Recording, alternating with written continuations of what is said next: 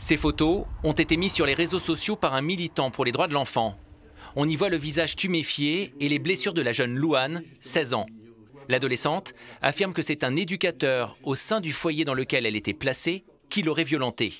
Des faits qui se seraient déroulés la semaine dernière près de Pont-Audemer. Depuis, la jeune fille est retournée chez sa mère, encore sous le choc. Elle reste traumatisée par ce qui s'est passé.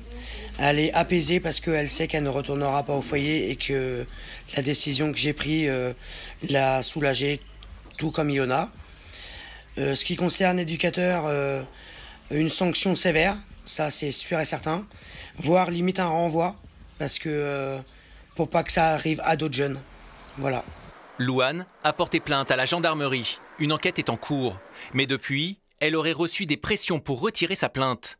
De son côté, le conseil départemental, qui a passé une convention avec la structure d'accueil, se veut prudent. Selon son président, l'éducateur réfute avoir porté le moindre coup sur la jeune fille. L'homme a été placé en garde à vue. Il est actuellement en arrêt maladie, donc pas au contact de jeunes. S'il est reconnu coupable de violence, le département prendra des mesures vis-à-vis de l'association. Pour l'instant, c'est la présomption d'innocence qui prime. À travers l'agrément de cette structure, il y a des conditions de diplôme, des conditions de casier judiciaire aujourd'hui qui font que cet éducateur peut continuer son activité ou pas. Et à travers où l'agent ne respectera plus ces conditions, nous demanderons à la structure de faire l'action nécessaire pour que cette personne ne puisse plus officier dans cette structure. Mais je ne souhaite pas condamner personne.